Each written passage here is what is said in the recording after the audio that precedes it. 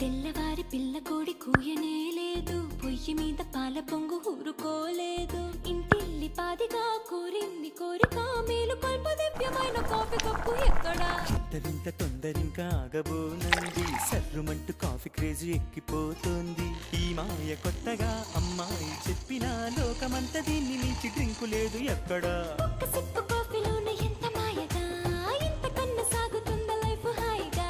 పొద్దు పొడిచి పొద్దు గూకి దాకా తోడుగా, కప్పు కప్పుకొక్క కొత్త అర్థముందిగా.